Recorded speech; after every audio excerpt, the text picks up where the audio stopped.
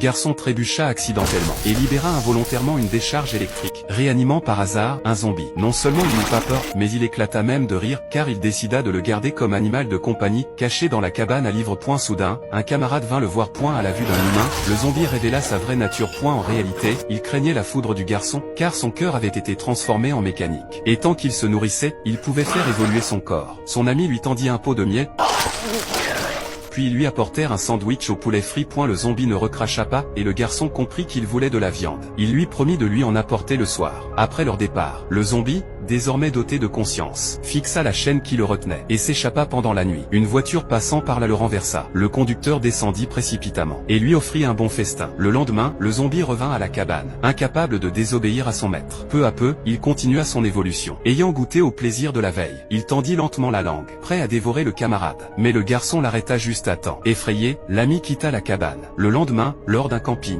craignant qu'il ait faim, le garçon l'emmena dans un cercueil. Quand sa sœur demanda ce qu'il transportait, il mentit en disant qu'il avait trop de bagages. Elle n'eut pas le temps de le confondre, car leurs parents arrivèrent aussi pour camper. Le garçon ignorait que sa décision faillirait coûter la vie à ses parents. Pour l'empêcher de s'échapper, il plaça des pièges à feu d'artifice autour du campement. Mais le soir venu, un instructeur déclencha accidentellement le mécanisme, et le zombie s'échappa de nouveau, saisissant une hache. Guidé par le bruit, il trouva son père en train de se doucher. D'un coup, il fracassa la porte en bois, pensant à une farce de sa femme. Le père ne se méfia pas. Affamé, le zombie tendit la langue.